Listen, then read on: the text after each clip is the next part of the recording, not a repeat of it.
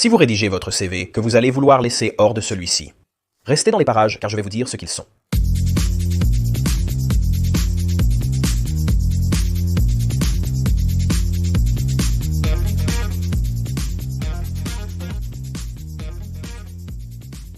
Bonjour, Brian de A Life After Layoff partage aujourd'hui des conseils pour bien rédiger son CV. Avant d'aller plus loin, si vous voulez plus de contenu sur la carrière d'un recruteur, abonnez-vous en cliquant sur le bouton. D'accord, alors parlons de la rédaction de CV. Lorsque vous rédigez votre CV, il y a des éléments à inclure et d'autres à éviter pour vous démarquer. Gardez à l'esprit que le CV est d'une importance cruciale sur un marché du travail serré car c'est la première impression que nous faisons sur le recruteur et l'équipe d'embauche. Nous voulons donc un CV propre, concis et bien rédigé pour nous démarquer des autres candidats. En tant que recruteur, je souhaite partager avec vous certaines erreurs que je vois constamment sur les CV des gens et comment vous pouvez les éviter vous-même. La première chose à éviter lorsque vous rédigez un CV est de ne pas inclure de graphiques ou de couleurs vives. Maintenant, je suis d'accord avec un peu de couleur dans le CV si vous voulez mettre un titre de poste en une couleur différente.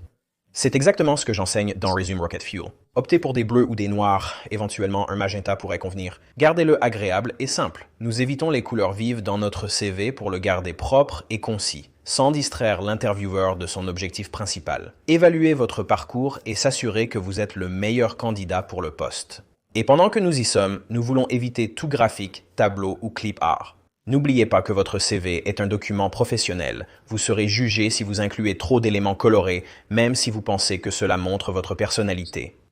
La seule fois où je recommanderais d'inclure des graphiques, des tableaux, des graphismes qui pourraient être uniques et éclatants, c'est si vous êtes dans un domaine créatif. Donc, si vous êtes directeur artistique, graphiste, alors on s'attend probablement à ce que vous ayez quelque chose de ce genre sur votre CV pour montrer votre créativité.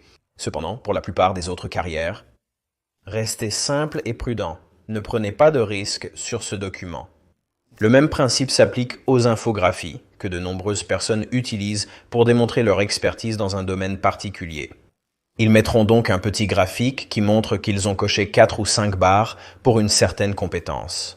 Les gens pensent souvent que cela prouve leur compétence. Cependant, si vous indiquez que vous n'êtes qu'à 3 sur 10 dans une compétence particulière, cela me montre, en tant que recruteur, et peut-être même au responsable du recrutement, que vous êtes faible dans une compétence potentiellement importante pour nous. Donc, vous ne voulez pas mentionner cela sur un CV car vous pourriez vous éliminer avec cette infographie sans même vous en rendre compte. Il vaut mieux nous laisser l'évaluer lors du processus d'entretien. Notez cette compétence si elle est très recherchée par l'employeur. Si vous êtes à 3 sur 10, travaillez peut-être à augmenter ce niveau de compétence avant de commencer. Nous souhaitons donc rester le plus vague possible à ce sujet. Cependant, nous ne voulons pas mentir sur notre CV et représenter faussement des compétences que nous n'avons pas vraiment. La prochaine chose à éviter est d'avoir des colonnes, car lorsque vous avez plusieurs colonnes sur votre CV, ce qui se passe généralement, c'est qu'un système de suivi des candidatures analyse de gauche à droite. Et la plupart d'entre eux sont assez sophistiqués et ils seront capables d'analyser différents formats assez bien, mais j'ai vu qu'ils avaient quelques difficultés à lire les colonnes. En énumérant vos compétences dans ces colonnes, vous obtenez plusieurs lignes. J'ai vu des systèmes de suivi des candidatures qui ne lisaient que la première colonne, rendant invisibles les autres compétences. Et c'est particulièrement important si vous téléchargez sur un système de suivi des candidatures qui analyse tout cela et crée une banque de mots. Ou si un recruteur intervient plus tard et fait de la prospection sur le système de suivi des candidatures à une date ultérieure. Disons que vous postulez pour un emploi, vous ne l'obtenez pas, mais un an plus tard, le recruteur retourne dans le système de suivi des candidatures et effectue une recherche booléenne. Il pourrait en réalité vous trouver grâce à ces mots-clés. Et si vous n'avez qu'une colonne de compétences qui apparaissent, vous pourriez en fait manquer ces mots-clés qu'il rechercherait et vous pourriez être invisible. Nous voulons toujours être aussi découvrables que possible. La solution est simple, se débarrasser entièrement des colonnes. Nous voulons ensuite éviter les photographies de nous-mêmes. Ceci est spécifique à chaque pays. Je parle principalement aux États-Unis. Ou en Amérique du Nord, bien que ce soit apparemment courant au Mexique. En tant que recruteur, lorsque je vois un CV avec une photo, je suppose presque automatiquement que le candidat n'est pas basé aux États-Unis. Nous ne voulons pas être jugés. C'est crucial pour ceux d'entre vous en dehors des États-Unis qui cherchent du travail dans ce pays. Cependant, si vous vous trouvez dans une région où la photographie est courante, faites ce qui est coutumier et soyez cohérent. Évitez d'inclure des informations personnelles identifiables sur votre CV. Donc, vous ne voulez pas indiquer quel est votre sexe, quelle est votre race, quelle est votre croyance, quelle est votre couleur, quel est votre statut marital. J'ai vu des personnes écrire qu'elles sont mariées avec 2 enfants. Évitez d'inclure ces informations, car elles pourraient être utilisées à votre encontre par un employeur peu scrupuleux pour prendre des décisions sans lien avec votre travail, comme le fait d'avoir ou non des enfants. Malheureusement, Je dirais que cela arrive sûrement. Évitons de leur donner des raisons de nous éliminer sur la base de ces informations. Omettez simplement tout ce qui a un identifiant personnel qui en particulier est une classe protégée. Il y a donc une loi contre cela. Évitez de l'inclure dans votre CV pour ne pas risquer une discrimination injustifiée de la part d'un employeur. Maintenant, encore une fois, ce conseil est spécifique aux États-Unis. Suivez donc les traditions locales si ces éléments sont courants dans votre pays.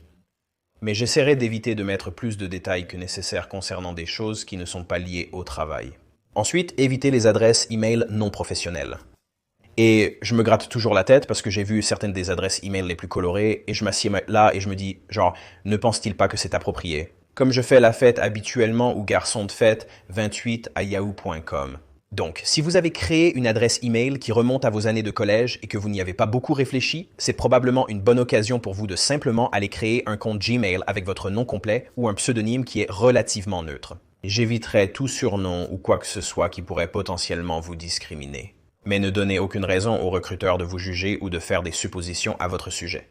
Alors créez simplement une adresse email propre. Ensuite, évitez d'inclure les adresses complètes. Ce n'est plus nécessaire dans un CV. Nous avons seulement besoin de connaître votre ville et votre état. Premièrement, nous n'avons pas besoin de savoir où vous habitez. Nous n'allons pas vous envoyer de courrier ou passer chez vous. Deuxièmement, nous ne voulons pas donner à l'employeur une raison de discriminer votre candidature. Je pense à des distances. Si vous habitez d'un côté de la ville et que vous postulez à un emploi de l'autre côté et que vous pensez que le trajet est raisonnable, cependant, peut-être qu'ils avaient quelqu'un dans ce rôle qui vient de démissionner à cause du long trajet et maintenant ce responsable du recrutement est particulièrement sensible aux personnes qui ont plus de 45 minutes de trajet et il vous élimine sur cette base. Et j'ai vu que ça arrivait vraiment. C'est malheureux, bien entendu. Nous ne souhaitons pas que les recruteurs fassent des suppositions non confirmées sur les candidats. Mais si vous évitez de mettre l'emplacement spécifique, mettez simplement la ville ou l'État. Et vous n'avez même pas besoin d'être spécifique. Si vous habitez dans le sud de Minneapolis, vous pouvez simplement mettre Minneapolis. Pas besoin de préciser la ville exacte. Pour les travailleurs à distance, certains pensent qu'il n'est pas nécessaire d'inclure l'adresse dans leur CV. En réalité, les recruteurs veulent toujours connaître votre ville et votre État, car cela peut être crucial pour les fuseaux horaires. Donc, si vous êtes basé sur la côte Est et que vous soutenez un groupe de la côte Ouest, il y a quelques heures de décalage horaire dont vous devez être conscient, et cela pourrait être un facteur décisif. Et il y a aussi certaines régions géographiques dans lesquelles vous devez vous trouver pour être éligible à certains emplois. Pour les questions fiscales, l'entreprise doit être configurée pour opérer dans cette zone. Et c'est particulièrement important ou particulièrement vrai si vous vivez dans un autre pays. Vous ne pouvez pas résider au Brésil et postuler pour un emploi basé aux États-Unis. Suivez toujours le protocole approprié et assurez-vous que l'entreprise est configurée pour faire des affaires au Brésil avant de vous embaucher. Ensuite, nous voulons éviter toute expérience professionnelle non pertinente ou datant de plus de 10 ans. En général, un employeur se base principalement sur vos 10 dernières années de travail, en particulier les 5 plus récentes. En général, pour les expériences professionnelles de plus de 10 ans, les compétences acquises ne sont souvent plus pertinentes, car le marché évolue constamment. Donc ces choses ne sont pas si importantes. Sauf si vous postulez à un emploi nécessitant spécifiquement 20 ans d'expérience, ce qui est rare hormis pour les postes de cadre supérieurs, vous n'avez pas besoin d'inclure un historique de travail long et détaillé. Et pour aller plus loin, nous voulons également éviter d'intégrer tout jargon spécifique à l'industrie dans nos emplois. Donc, si des intitulés de poste, des acronymes, en tant que recruteur, si je ne connais pas la signification d'un acronyme ou d'un jargon spécifique à votre entreprise, il est probable que d'autres recruteurs ne la connaissent pas non plus. Nous voulons laisser de côté ces éléments trop spécifiques qui ne vous aident pas à être découverts. De plus, nous voulons éviter aux recruteurs un travail supplémentaire pour comprendre précisément votre rôle. Nous voulons le rendre aussi clair que possible pour vous donner la meilleure chance d'être embauché. Les prochains points concernent l'éducation. Et une chose que je vois assez fréquemment, c'est que les gens donnent trop d'informations et trop de détails sur leur diplôme. En particulier, je n'ai pas besoin de savoir à quelle université vous êtes allé ou quel cours vous avez étudié. Si vous avez étudié à l'école de commerce de Penn State, inutile de mentionner Schmiel. Vous pouvez simplement dire Penn State et ensuite le type de diplôme que vous avez obtenu. Il en est de même pour les diplômes mineurs, auxquels les employeurs n'accordent pas beaucoup d'importance. C'est un bon mot-clé pour votre CV, mais n'insistez pas trop sur les détails des cours que vous avez suivis. Sauf si vous êtes débutant, évidemment. Dans ce cas, ajoutez ces mots-clés pour montrer que vous êtes le meilleur candidat pour ce premier emploi après vos études. Le même principe s'applique à votre moyenne de points de grade. Si vous avez terminé l'université il y a plus de 3 ans, ne vous embêtez pas à mentionner votre moyenne sur votre CV. Les employeurs ne s'en soucient vraiment pas. Nous ne vous poserons pas de questions à ce sujet à moins que vous n'atteigniez un certain point dans votre carrière. Un ou deux responsables du recrutement pourraient vous poser des questions à ce sujet, mais en général, ce n'est pas courant et vous pouvez simplement l'offrir lors de l'entretien. Si vous êtes débutant ou avez moins de 3 ans d'expérience professionnelle, gardez votre grade Point Average sur votre CV. Retirez-le une fois ce seuil d'expérience atteint. Il en va de même pour les stages. Si vous avez plus de 3 ans d'expérience professionnelle, vous pouvez les retirer de votre CV. Nous ne les incluons pas dans le total des années d'expérience. Ils sont présents uniquement pour des statistiques de vanité. La prochaine chose que vous pouvez éviter, et je vois cela très fréquemment dans les CV, c'est de lister des références réelles ou de dire que des références sont disponibles sur demande. Inutile de montrer cela. Si j'ai besoin de références, je vous les demanderai simplement. Je ne vais pas aller sur votre CV et appeler toutes les références que vous avez à moins que vous ne me donniez la permission de le faire. De plus, j'ai l'impression que les employeurs commencent à se détourner des références. Certains le font encore à l'ancienne. Je vérifie probablement les références 5% du temps ou chez 5% des employeurs. Certains employeurs le font peut-être encore. En général, préciser que vos références sont disponibles sur demande semble désuet et peu nécessaire. Nous le supposons simplement. Et parlons salaire pendant 1 minute. J'ai vu certaines personnes soumettre leur CV avec l'historique de leur salaire et combien ils gagnaient à chaque emploi. Et vous ne voulez absolument pas inclure votre historique de salaire précédent, à moins que vous ne vouliez être bloqué dans le salaire que vous avez fourni parce que vous divulguez essentiellement tout cela. Et si un employeur a une fourchette beaucoup plus saine et qu'il voit qu'il peut vous avoir moins cher, vous vous ouvrez simplement à une possible offre au rabais. Ça ne vaut pas le coup?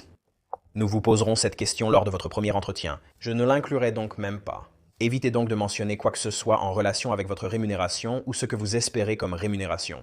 Les 2 derniers éléments de la vidéo concernent les compétences. Le premier concerne l'utilisation de compétences universelles ou génériques. Le premier qui me vient à l'esprit est Microsoft Word. C'est la norme de l'industrie depuis plus longtemps que la majorité d'entre nous travaillons. Et on suppose généralement que dans n'importe quel emploi de niveau professionnel, vous aurez de l'expérience avec ces packages de base. Donc l'Excel, le Word, le PowerPoint. Je ne perdrai donc pas d'espace précieux sur ces compétences universelles que la plupart des gens possèdent déjà. Au lieu de cela, je laisserai le recruteur me le demander en entretien s'ils ont vraiment besoin de savoir que j'ai cette compétence. Il en va de même pour les compétences en leadership et en organisation.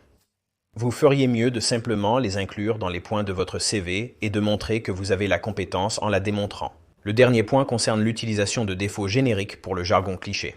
Et ce sont généralement des choses comme « je suis un joueur d'équipe » ou « j'apprends vite ». Tout ce qui est générique et cliché, car il n'y a personne qui va admettre qu'il n'est pas un joueur d'équipe ou qu'il n'apprend pas vite. Inclure cela dans votre CV est inutile. Aucun recruteur n'a jamais été impressionné par la mention « apprenant rapide ». Je l'évite donc et préfère réserver votre espace à un contenu plus consistant. Mais si vous regardez cette vidéo, je suppose que vous cherchez à améliorer votre CV. Voici le truc. Si vous postulez à des emplois les uns après les autres sans obtenir beaucoup de réponses à votre CV, en supposant que vous êtes raisonnablement qualifié pour ces postes, c'est presque toujours un problème de CV. Donc vous voulez optimiser votre CV pour les recruteurs. Si vous ne savez pas comment procéder, j'ai créé un cours intitulé Carburant pour CV. Carburant pour CV vous montre comment créer un CV qui attirera l'attention des recruteurs, étape par étape, afin de mettre un pied dans la porte et d'accéder à cette première entrevue. Non seulement il va vous apprendre à rédiger le CV, mais il va surtout vous montrer comment l'utiliser stratégiquement pour vous démarquer de la concurrence. Après avoir obtenu ce premier entretien, c'est à vous de vous mettre en valeur tout au long du processus de recrutement. C'est là qu'intervient le bootcamp ultime pour les chercheurs d'emploi. Il vous guidera à travers chaque étape du processus d'entretien, vous donnant les conseils, outils et techniques nécessaires pour décrocher l'offre de vos rêves. L'avantage est que nous pouvons généralement récupérer votre investissement grâce aux techniques de négociation enseignées dans ce cours. Et si vous voulez éviter le recruteur et passer directement au processus d'entretien, vous voudrez apprendre à utiliser LinkedIn. Si vous recevez peu de sollicitations de recruteurs pour des opportunités pertinentes, vous devriez vraiment exploiter cet outil. Et j'ai créé un cours intitulé « Déverrouiller LinkedIn » qui va vous apprendre comment configurer votre profil et comment utiliser l'outil pour réseauter correctement afin d'obtenir les meilleures positions. Ce sera le véritable moteur de votre recherche d'emploi. Vérifiez donc celui-ci également. Rédiger un CV peut être intimidant, surtout sur un marché du travail concurrentiel où vous rivalisez avec des milliers d'autres candidats. Je laisserai un lien ci-dessous pour vous aider. Vous avez donc besoin de tous les avantages possibles. C'est la raison pour laquelle j'ai créé cette chaîne et mon site web, alifeafterlayoff.com.